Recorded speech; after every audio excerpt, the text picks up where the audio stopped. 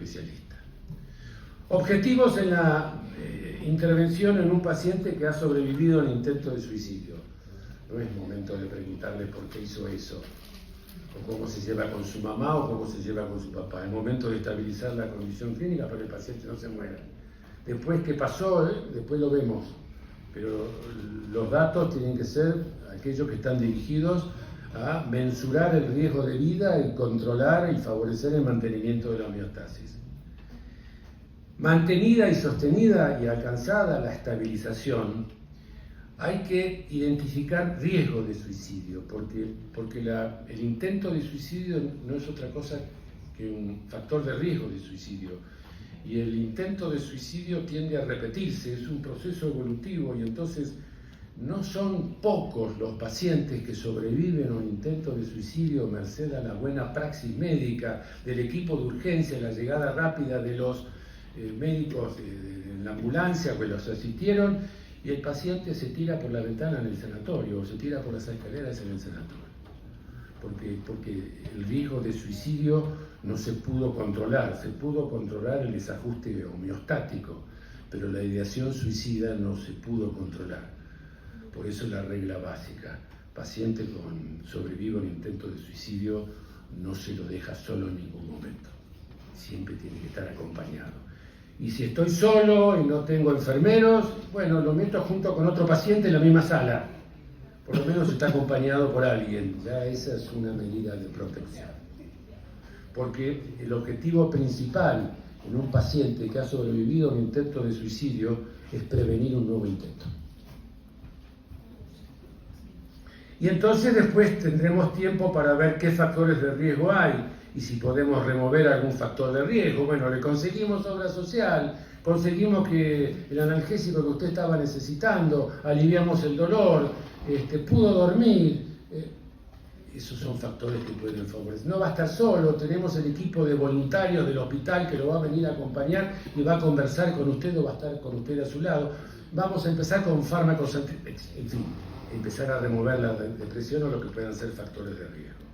Y después el paso siguiente es encauzar, sí, a un tratamiento psiquiátrico especializado, porque en un paciente suicida la necesidad de tratamiento psiquiátrico especializado es básica. Evitar demoras innecesarias, no dejar solo, cuarto seguro, presencia permanente, médico, enfermera, personal de seguridad. A veces, bueno, que se quede el de seguridad del sanatorio, que se quede allí, un acompañante. A veces se necesita contención farmacológica. Bueno, a veces tenemos que hacer contención farmacológica porque el paciente está en un cuadro de excitación psicomotriz, el paciente no se quiere quedar, se puede fugar. Bueno, podemos pensar en las diferentes alternativas. La contención física no es inhumana, la contención física muchas veces es necesaria en un paciente en quien la contención química o farmacológica, por su homeostasis lábil, por su condición y demás, no es factible. Bueno, la contención física puede ser una alternativa para prevenir una perturbación mayor. Y la consulta psiquiátrica. En general, no hay reglas básicas, pero pensemos en hospitalización. Eso significa no se puede ir de aquí, no lo puedo mandar a la casa. Internación en un paciente que ha hecho un intento de suicidio, si es un paciente psicótico, en un paciente en donde uno ve que hubo un intento premeditado. Premeditado quiere decir, bueno, lo hice cuando se fueron, cuando les avisé a mis vecinos que me iba a ir unos días de viaje, lo hizo el fin de semana, cuando no iba a venir nadie de la familia, después de entregar al perro para que nadie le venga a tocar. Es decir, tomó las medidas para no ser rescatado por nadie, ahí hay una alta intencionalidad, y cuando utiliza un método de alta letalidad, ¿ok? Y cuando, hay que investigar, cuando el plan persiste, muchos pacientes dicen, yo me quiero morir, yo no quiero estar vivo, cuando recuperan la conciencia. Y cuando hay ideación suicida presente, esos son motivos más que suficientes para indicar la internación. Aún en contra de la voluntad del paciente, hay que escribir en la historia clínica, paciente que sobrevivió al intento de suicidio, con grave riesgo de suicidio, se indica internación para... Ustedes saben la fórmula mejor que yo seguramente. el último punto, ¿no? A veces nos encontramos con estos pacientes que tienen soledad, que tienen aislamiento, que viven solos, son viudos, no tienen hijos, o los hijos están en el exterior o en el interior, no tienen familia, no tienen amigos, y a veces se necesita la internación no tanto por la severidad del cuadro, sino por la falta de apoyo familiar, por la falta de un entorno. Entonces uno hace un tratamiento que no es tanto biológico, que no es tanto psicológico, sino que es socioambiental. Lo pone en un entorno donde pueda ser cuidado. El tratamiento podría ser ambulatorio, podría ser posible cuando uno encuentra muchos eventos precipitantes, pero que se han resuelto. Entonces llega el familiar que le dice, no, lo que vos pensabas que iba a pasar no pasó, la situación económica que se iba a dar no se dio, te volvió a llamar tu novia, en fin, el precipitante se ha modificado, cuando el plan ha tenido poca letalidad, cuando vemos que es una persona que está en condiciones de colaborar con las recomendaciones, y cuando hay un entorno familiar que sostiene y soporta, y cuando uno puede armar un grupo de contención que acompaña al paciente las 24 horas al día. Lo actualizo para desestigmatizar. Hay ciertas ocasiones en donde hay pacientes con severos cuadros depresivos, con alto riesgo de suicidio, que han recibido no uno, sino 2 o 3 protocolos farmacológicos antidepresivos eficaces y sin embargo tienen antecedentes de ideación suicida, han tenido intentos de suicidio, en fin, tienen muchos factores de riesgo y entonces, bueno, queda la alternativa de un tratamiento enérgico para una patología severa y de alto riesgo de vida. Entonces, esa es la indicación del tratamiento electroconvulsivo. Los desarrollos en los últimos 5 o 7 años que se han dado con la esketamina,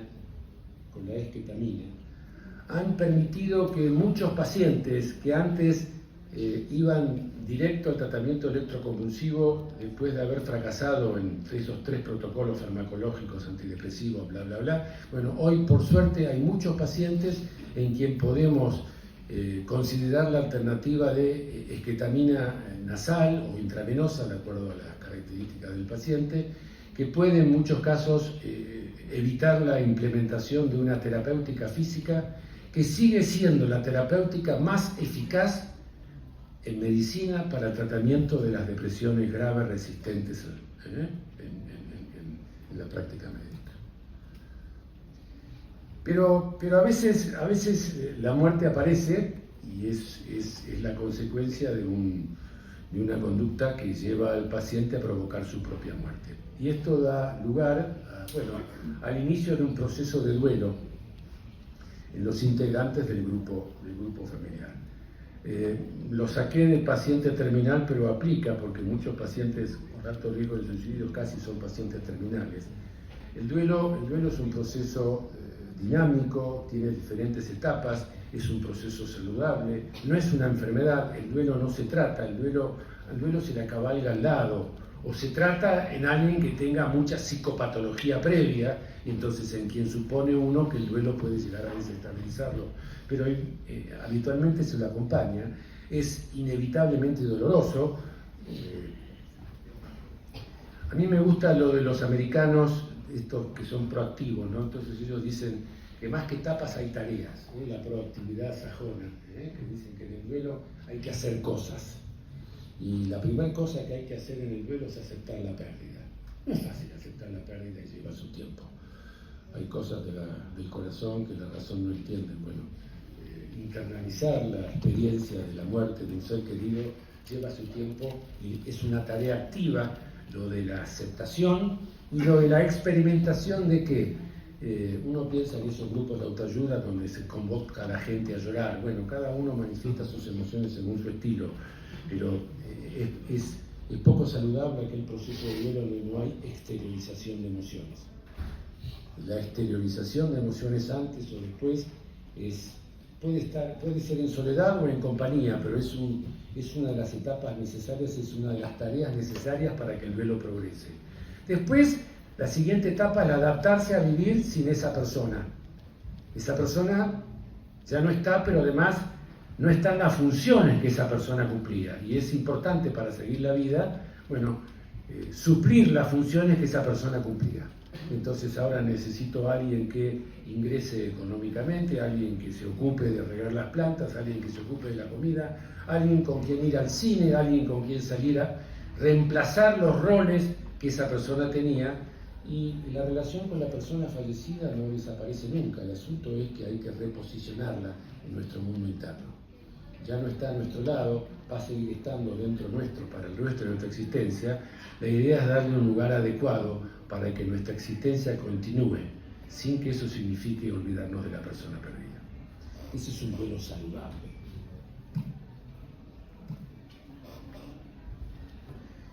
¿Qué ocurre muchas veces cuando alguien muere por suicidio? Y es muy frecuente la aparición de sentimientos de responsabilidad o culpa. Pero estuvo en la guardia, vos lo viste y no le preguntaste. Sí, le pregunté, pero no me dijo. Bueno, justo apareció otro paciente, no le y el paciente se fue.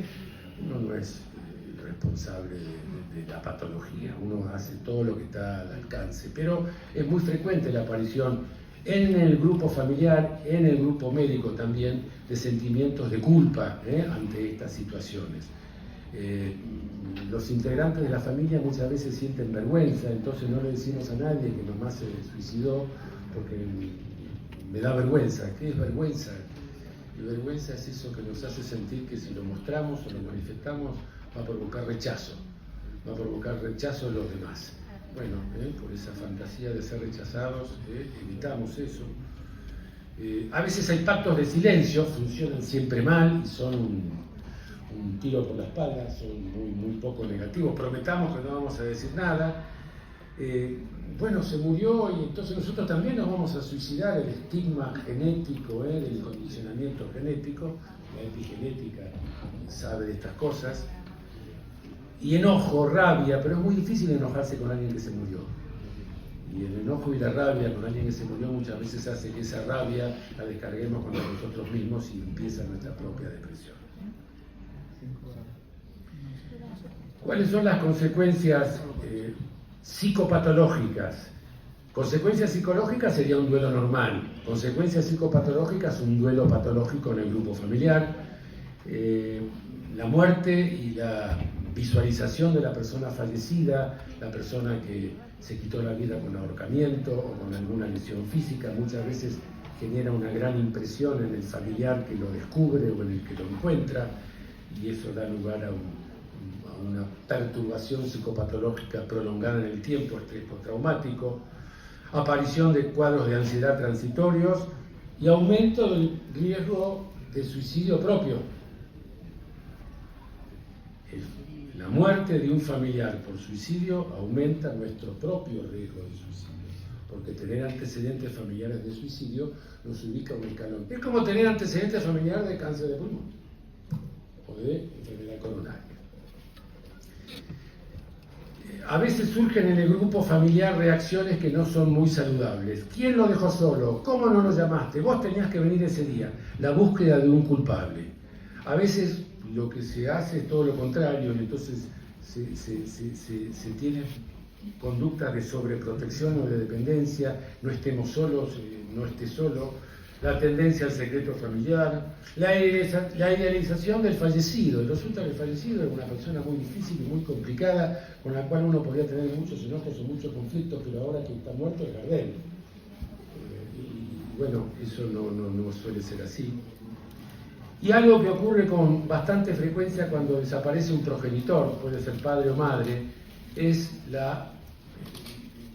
traspaso del rol. Eso se llama la parentización, la parentización o parentalización de uno de los integrantes. Y entonces fallece el padre, el hijo mayor adopta el rol de padre de sus hermanos menores. Y en verdad no es padre, es hijo.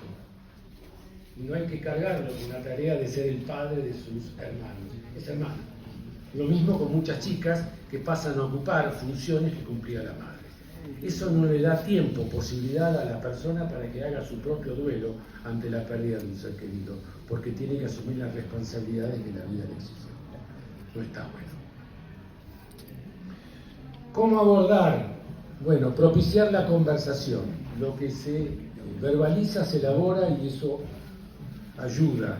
Eso ayuda a diluir culpas, favorecer la ventilación, la catarsis. El duelo no se trata, se acompaña. Y seguimiento. Y es de buena práctica a los familiares de este paciente que murió por tal cosa, citarlos al mes para ver cómo andan. A los familiares de este paciente que llegó y murió por suicidio, bueno, citarlos al mes para ver cómo andan. Eso es preventivo. La familia debe hacer el duelo y una familia es funcional, es saludable. ¿Cuándo? Cuando permite que cada uno de sus integrantes haga el duelo según su forma y su estilo. No se trata de que todos lloremos al mismo tiempo o que todos estemos tristes al mismo tiempo y que todos a los 3 meses salgamos de viaje. No, cada uno tiene sus tiempos y la familia saludable es la familia que respeta el tiempo de cada uno de sus integrantes. Vamos a parar acá, hacemos 5 minutos de pausa y avanzamos con el tema de los trastornos de ansiedad.